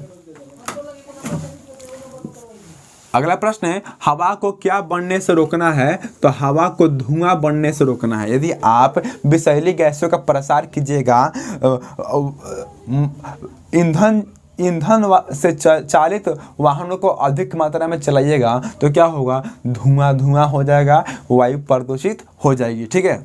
अगला प्रश्न है, घर को किससे बचाना है? तो घर को लुटेरों से बचाना है। ठीक है। नेक्स्ट क्वेश्चन है, शहर को किससे बचाना है? तो शहर को नादिरों से बचाना है, यानी डाकुओं से बचाना है। अगला प्रश्न है, खाने को किससे बचाना है? तो जहर से। यदि खाना में थोड़ा सा भी जहर मिल जाएगा, पूरा खाना जहरीला हो जाएगा, इसलिए खाना को जहर से बचाना है। ठीक है। नेक्स्ट क्वेश्चन है, जंगल को क्या हो जाने से बचाना है? तो मरुस्थल। ठीक है। यदि आप जंगल में वृक्षों की कटाई पर रोक लगाइएगा, अधिक से अधिक वृक्ष लगाइएगा, तभी तो जंगल जो होगा मरुस्थल में नहीं कन्वर्ट होगा, जंगल जंगल ही रहेगा। ठीक है। और जंगल प्रकृति के लिए काफ़ी फायदेमंद है। यदि जंगल का अभाव हो जाएगा तो फिर ऑक्सीजन कहाँ से आएगा? हम लोग बिना सांस लिए जीवित रह सकेंगे? नहीं रह सकेंगे साहब। मूलभूत आवश्यकताओं से भी अति आवश्यक है ऑक्सीजन। ठीक है।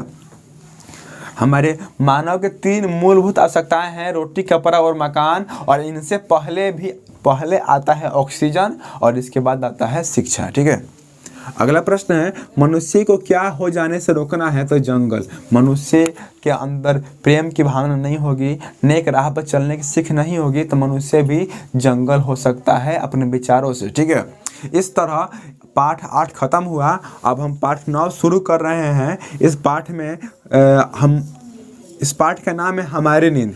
हमारी नींद मतलब ये पाठ ना हमको जगाता है कि आप अपने कर्म के प्रति जागरूक रहिए। ठीक है। यदि आप सिर्फ सोए रहिएगा, मतलब सो करके सपना देखिएगा, तो आपका ख्वाहिश पूरा नहीं होगा। ठीक है। यदि आप जिस समय सो रहे हैं उस समय कोई बंदा पढ़ता होगा। ठीक है। इसलिए आप कम से कम सोइए। स्टूडेंट लाइफ में 6 घंटा काफ़ी है। 6 घंटा काफ़ी है। आप रात को 10 बजे सोइए और सुबह 4 बजे उठ जाइए। 10 से 4 कितना हुआ? 6 घंटा हो जाता है। ठीक है।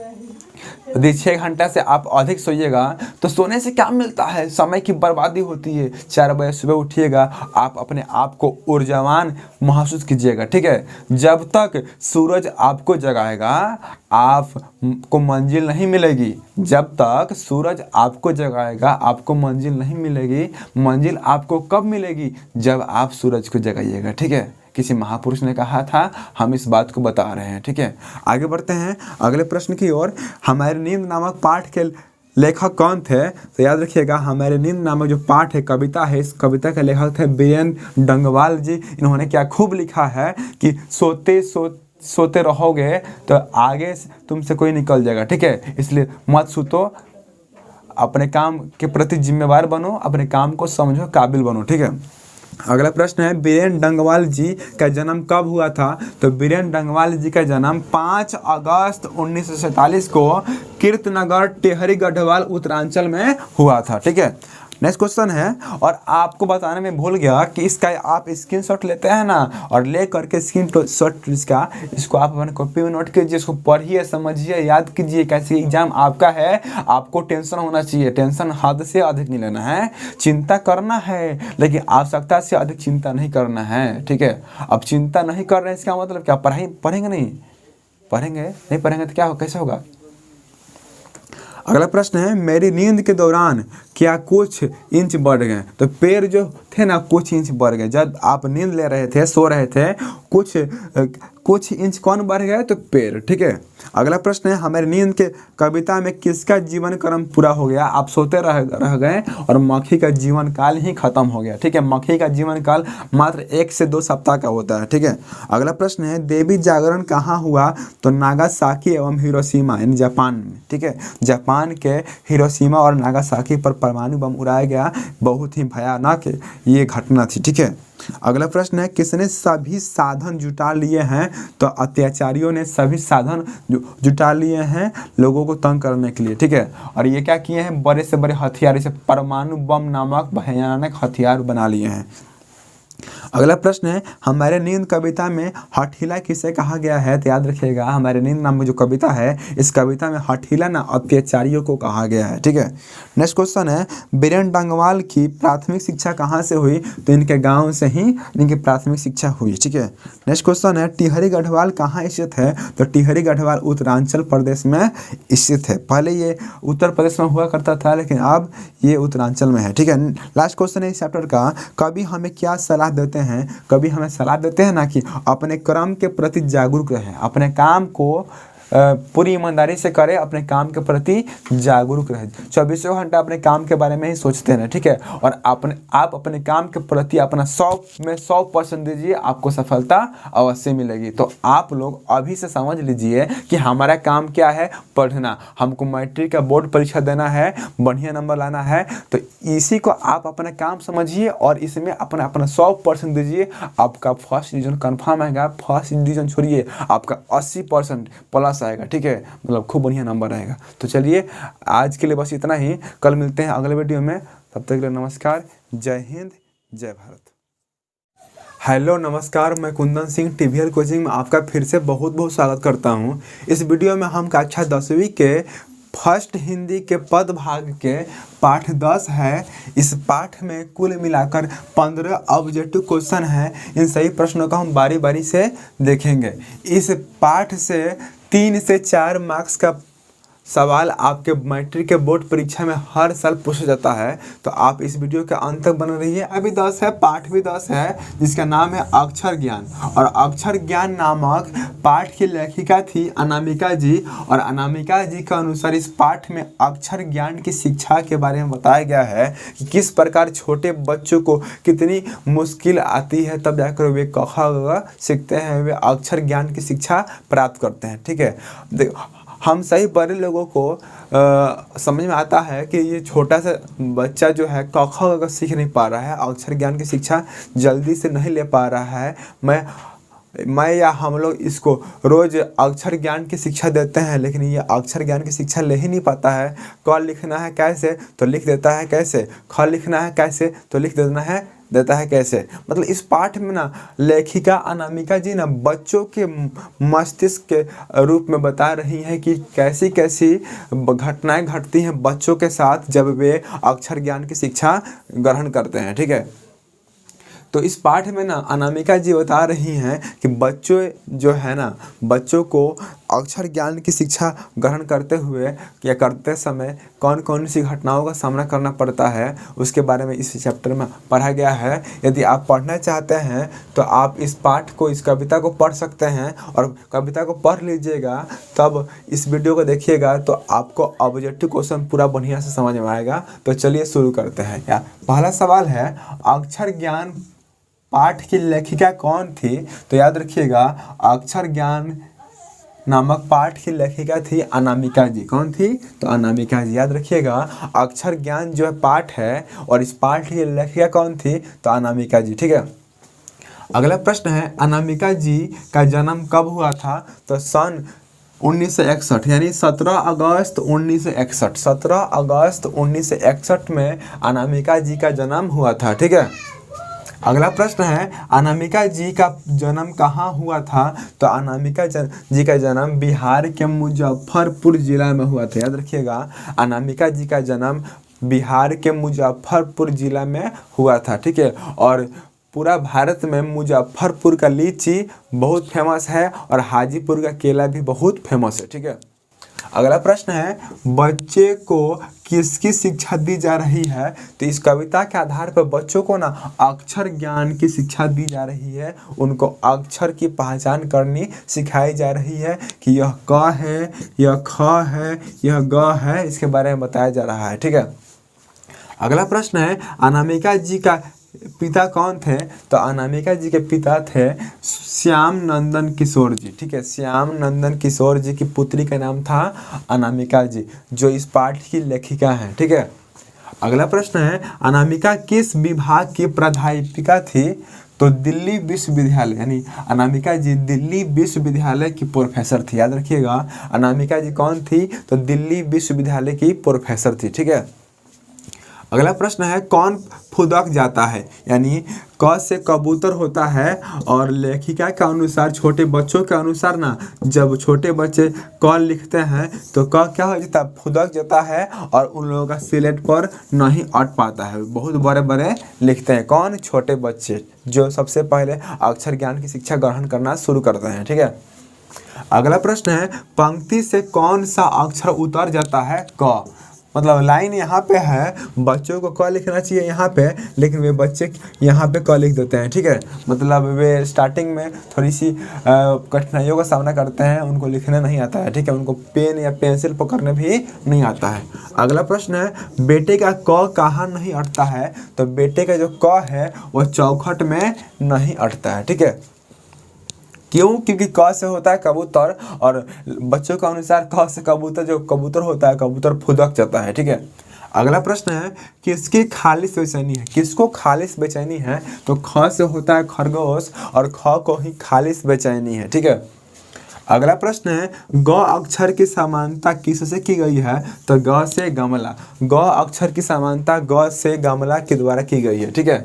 नेक्स्ट क्वेश्चन है घरे से लुढ़कता हुआ अक्षर किसे कहा गया है? तो घ से होता है घरा, इसलिए घ को घरे से लुढ़कता हुआ अक्षर कहा गया है इस पाठ में। मतलब पूरा मिलाकर ना, इस पाठ में ना, पूरा मिलाकर इस पाठ में बच्चों के सामने जो घटनाएं घटती हैं, जो जब छोटे बच्चे अक्षर ज्ञान की शिक्षा शुरू करते हैं, जब क ख सीखते हैं, अ आ सीखते हैं, ABCD सीखते हैं, उस समय बच्चों के साथ जो भी घटनाएं घटती हैं या जो भी बातें उनके मस्तिष्क में चलती हैं, उन सभी बातों को अनामिका जी ने इस कविता के आधार पर बखूबी दिखाया है। ठीक है।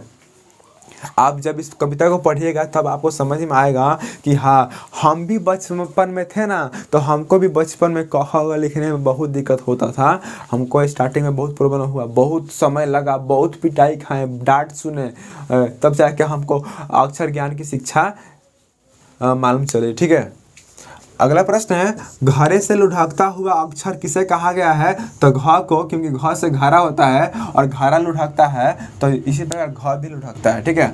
बालक किसे माँ समझता है? तो बालक ना ड को माँ समझता है और इसमें जो बिंदु होता है, इस बिंदु को बेटा समझता है। ठीक है। और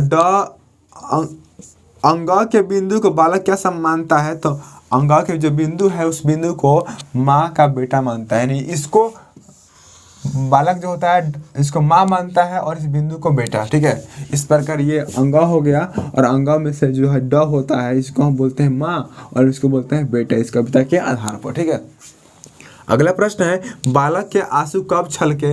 जब अंगा सीखने के लिए, मतलब जब छोटा बच्चा अंगा लिख रहा था तो उसको अंगा लिखना नहीं आ रहा था, सांप की तरह टेढ़ा मेढ़ा कर रहा था, जिसके कारण इसको बहुत डांट सुनना पड़ा और ये रो पड़ा। ठीक है। तो इस चैप्टर में कुल मिलाकर हमें अक्षर ज्ञान की शिक्षा से बखूबी कराया गया है कि जब हम कभी अपने बच्चों को या किसी छोटे बच्चों को अक्षर ज्ञान की शिक्षा दें तो उनके मस्तिष्क विचारों को समझें, तब जाकर हम सही से उन बच्चों को अक्षर ज्ञान की शिक्षा दिला सकते हैं। नहीं तो बहुत ही परेशानियां उत्पन्न हो सकती है। बहुत सारे लोग क्या होते हैं, छोटा बच्चा है अभी क लिखना सीखा नहीं कि उसको लगते हैं ख सिखाना, ख लिखा सीखा नहीं कि लगता है उसको ग सिखाना। मतलब धीरे धीरे आप उसको सिखाइए, पहले क बनाना सिखाइए, फिर ख बनाना सिखाइए और उसके दिमाग से खेलिए। ठीक है। उसको डांटिए मत, मारिए मत, प्यार से पढ़िए। छोटे बच्चे जो होते हैं ना, उसको प्यार से पढ़ाइएगा वो उतना ही अच्छा पढ़ेंगे। यदि उसको डांटिएगा तो वे रोने लगेंगे, पढ़ने नहीं बैठेंगे, उनको पढ़ने में मन नहीं लगेगा। ठीक है। मतलब इस प्रकार पढ़िए ना, ताकि बच्चा ना पढ़ने में रुचि रखे, बढ़िया से पढ़े। ठीक है। तो बस आज के लिए इतना ही। कल मिलेंगे अगले वीडियो में और मात्र अब 2 ही पाठ बच गया है, 11 और 12, और दोनों पाठ हम कल पढ़ा देंगे। उसके बाद ना आपका संस्कृत का फर्स्ट बुक खत्म हो जाएगा, हिंदी का फर्स्ट बुक खत्म हो जाएगा और हिंदी का सेकंड बुक भी खत्म हो जाएगा। उसके बाद हम सामाजिक विज्ञान में प्रवेश करेंगे और सामाजिक विज्ञान में सबसे पहले हम भूगोल को पढ़ाएंगे। सारे भूगोल के ऑब्जेक्टिव क्वेश्चन को चैप्टर करा देंगे। उसके बाद हम इतिहास में, अर्थव्यवस्था में, लोकतांत्रिक में प्रवेश करेंगे और इसके साथ ही आपका पूरा सामाजिक विज्ञान खत्म हो जाएगा। उसके बाद हम साइंस में घुसेंगे। ठीक है। तो बस आशा करते हैं आप हमारे वीडियो को पसंद करते होंगे। बस आज के लिए इतना ही, मिलते हैं कल नए वीडियो में, तब तक के लिए नमस्कार, जय हिंद, जय भारत। हेलो नमस्कार, मैं कुंदन सिंह, टीवीएल कोचिंग के मेरे इस यूट्यूब चैनल में आपका फिर से बहुत बहुत स्वागत है। जैसा कि आप जानते हैं, आज का जो सेशन है ये हिंदी का पूरा समाप्ति वाला सेशन है। इस वीडियो में हम कुल मिलाकर 2 पाठ का अध्ययन करेंगे, पाठ 11 और पाठ 12। इस तरह आपका 10वीं का हिंदी का पूरा सिलेबस खत्म हो जाएगा और हम अब कल से मिलेंगे सामाजिक विज्ञान में, ठीक है। तो चलिए शुरू करते हैं इस वीडियो को। इस वीडियो में 2 पाठ को पढ़ना है। सबसे पहले हम पाठ 11 के बारे में पढ़ेंगे। कक्षा 10वीं का पाठ 11 है, जिसका नाम है लौटकर आऊंगा फिर। क्या नाम है जी? लौटकर आऊंगा फिर। और इस पाठ के लेखक है जीवनानंद दास जी। कौन है? जीवनानंद दास जी। इस पाठ में कुल 9 ऑब्जेक्टिव क्वेश्चन सेट हुआ है, क्योंकि पाठ जो है ना छोटा सा है, यह पाठ एक कविता है, इसलिए इस पाठ में कुल मिलाकर 9 ही ऑब्जेक्टिव सवाल है। तो चलिए हम इन सही प्रश्नों को बारी बारी से शुरू करते हैं। देखिए पहला सवाल है, आप देख सकते हैं स्क्रीन पर सवाल है, लौटकर आऊंगा फिर पाठ के लेखक कौन थे? याद रखिएगा, लौटकर आऊंगा फिर नामक पाठ के लेखक थे जीवनानंद दास जी। याद रखिएगा, लौटकर आऊंगा फिर नामक जो पाठ है, इस पाठ के लेखक कौन है? तो लौटकर आऊंगा फिर, ठीक है। अगला प्रश्न है, जीवनानंद दास जी का जन्म कब और कहाँ हुआ था? तो जीवनानंद दास जी का जन्म 1899 में हुआ था, और कहाँ हुआ था? तो बंगाल यानी पश्चिम बंगाल में हुआ था, जिसकी राजधानी कोलकाता है, ठीक है। अगला प्रश्न है, जीवनानंद दास किस भाषा के रचनाकार हैं? तो जीवनानंद दास जी जो है ना, ये बंगाली भाषा के रचनाकार हैं, ठीक है। बंगाली भाषा के रचनाकार क्यों है? क्योंकि इनका जन्म बंगाल में हुआ था, ठीक है। नेक्स्ट क्वेश्चन है, लौटकर आऊंगा फिर जो कविता है किस फसल की बात की गई है? लौटकर आऊंगा फिर नामक जो कविता है, इस कविता में किस फसल की बात की गई है? तो धान नामक फसल की बात की गई है, ठीक है। मतलब जीवनानंद दास भी ना प्रकृति कवि हैं। मतलब ये मतलब कहना चाहते हैं ना कि हम तो अभी शहर में हैं, जब हम गांव में आएंगे ना, तो धान के लहलहाते खेत को देखने आएंगे, नदी के किनारे किनारे घूमने आएंगे। वह नज़ारा हमारे लिए बहुत ही लाभप्रद होता है। हम सुबह सुबह उठ कर टहलते हैं, शाम को भी टहलते हैं, हमको बहुत अच्छा फील होता है, ठीक है। कौन कहते हैं? तो जीवनानंद दास जी अपने गाँव के विषय में कहते हैं। नेक्स्ट क्वेश्चन है, दास जी का मृत्यु कब हुआ था? तो जीवनानंद दास जी का मृत्यु जो हुआ था ना, 1954 ईस्वी में हुआ था। मात्र 55 वर्ष की उम्र में ये स्वर्ग सिधार हो चले थे। कौन? तो जीवनानंद दास जी, ठीक है। अगला प्रश्न है, शाम की समय किस पक्षी के उड़ने की बात की गई थी है? इस कविता में शाम के समय किस पक्षी के उड़ने की बात की गई है? तो उल्लू नामक पक्षी का उड़ने की बात की गई है, ठीक है। कहा जाता है उल्लू को ना दिन में दिखाई नहीं देता है, उल्लू को रात में दिखाई देता है, ठीक है। अगला प्रश्न है, जमीन पर बच्चा क्या फेंकता है? तो जमीन पर बच्चा जो था ना, चावल फेंकता है। क्या फेंकता है? चावल। इस कविता में यदि आप इस कविता को पढ़िएगा, और सबसे पहले हम तो कहना चाहेंगे ना कि सबसे पहले आप कविता को ही पढ़िए, उसके बाद इस वीडियो को देखिए, तब जाकर ये वीडियो आपको समझ में आएगा, ठीक है। क्योंकि हमारे पास समय का अभाव है, कविता हम नहीं पढ़ा सकते हैं, ठीक है। हम आगे अभी सब पूरा विषय हम कंप्लीट करा देंगे, तब जाकर हम कविता और पाठ बाई पाठ पढ़ाएंगे, ठीक है। तो याद रखिएगा, जमीन पर बच्चा क्या फेंक रहा है? तो चावल, ठीक है। नेक्स्ट क्वेश्चन है, रंगीन बादलों के बीच कौन लौटते होंगे? तो रंगीन बादलों के बीच ना सारस, सारस एक पक्षी का नाम है, सारस लौटते होंगे, ठीक है। नेक्स्ट क्वेश्चन है, लड़के की नाव कैसी है? तो लड़के की जो नाव है ना, ये उड़ते फटे वाले नाव की तरह है, ठीक है। मतलब लड़का की जो नाव है ना, उतना अच्छा नाव नहीं है। नाव जो है ना फट गया है, ठीक है, पुराना हो गया है। इस तरह पाठ 11 खत्म हुआ, पाठ 12 में प्रवेश करते हैं। पाठ का नाम है मेरे बिना तुम प्रभु। मेरे बिना तुम प्रभु बहुत ही अच्छी कविता है। मतलब रेनर मारिया रिल्के द्वारा ये कविता लिखा हुआ है। इस कविता के माध्यम से रेनर मारिया रिल्के जी कहते हैं ना कि आप मेरे बिना क्या हैं। मतलब भक्त जो है ना, भक्त कह रहे हैं भगवान से कि हे प्रभु आप हमारे बिना कुछ नहीं हैं, ठीक है।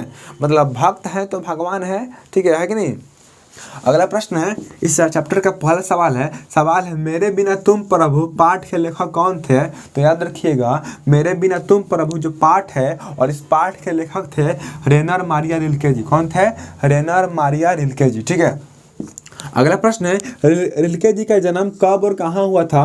तो रिल्के जी का जन्म 4 दिसंबर 1875 में हुआ था। और कहाँ हुआ था? ऑस्ट्रिया पराग, यानी अब जर्मनी में पड़ता है, वहाँ पर हुआ था इनका जन्म। ठीक है, तो आगे बढ़ते हैं। रेनर मारिया रिल्के जी का पिताजी का नाम क्या था? तो जोसेफ रिल्के। ठीक है, रिल्के रिल्के आप याद रखिएगा। अगला प्रश्न है, रिल्के जी की माँ का नाम क्या था? तो सोफिया। रिल्के जी की माँ का नाम क्या था? तो सोफिया। ठीक है, नेक्स्ट क्वेश्चन है, पराग पहले कहाँ था? तो पराग पहले ऑस्ट्रिया में था, लेकिन अब पराग कहाँ है? तो अब पराग जर्मनी में है। पराग नामक शहर में ही रेनर मारिया रिल्के जी का जन्म हुआ था। पराग पहले ऑस्ट्रिया में था, लेकिन अब कहाँ है? तो अब जर्मनी में है। ठीक है, अगला प्रश्न है, कवि ने जलपात्र किसे कहा है? तो अपने आप को जलपात्र कवि ने कहा है। ठीक है, और कवि कहते हैं कि हे प्रभु, आप भक्त के बिना कुछ नहीं है, इसलिए आप प्रकृति का संतुलन बनाए रखिए। ठीक है, अगला प्रश्न है, कौन अपना अर्थ खो बैठेगा? तो भगवान। भक्त के बिना भगवान अपना अर्थ खो बैठेंगे। ठीक है, नेक्स्ट क्वेश्चन है, लहू लुहान कौन भटकेंगे? तो भगवान। भगवान जो है ना, लहू लुहान भटकेंगे कब? जब भक्त नहीं रहेंगे तब। नेक्स्ट क्वेश्चन है, रिल्के जी किस भाषा के कवि हैं? तो रिल्के जी जर्मनी भाषा के कवि हैं, लेकिन इस कविता को हिंदी में लिखा गया है। आप बहुत ही सौभाग्यशाली व्यक्ति हैं, आप इस कविता को पढ़ते हैं तो। ठीक है, पढ़िए। अगला प्रश्न है, रिल्के जी के माँ कौन थी? तो माँ कौन थी? सोफिया। लास्ट क्वेश्चन है, रिल्के जी किससे प्रश्न करते हैं? तो भगवान से। इस तरह आपने देखा, हमने लगातार संस्कृत के पूरा ऑब्जेक्टिव क्वेश्चन चैप्टर वाइज करा दिया, हिंदी का भी पूरा ऑब्जेक्टिव क्वेश्चन चैप्टर वाइज करा दिया। अब हम सामाजिक विज्ञान में प्रवेश करेंगे। ऐसे ही आप हमको सपोर्ट कीजिए, हम भी आपको सपोर्ट करेंगे। मिलते हैं अगले वीडियो में, तब तक के लिए नमस्कार। जय हिंद, जय भारत।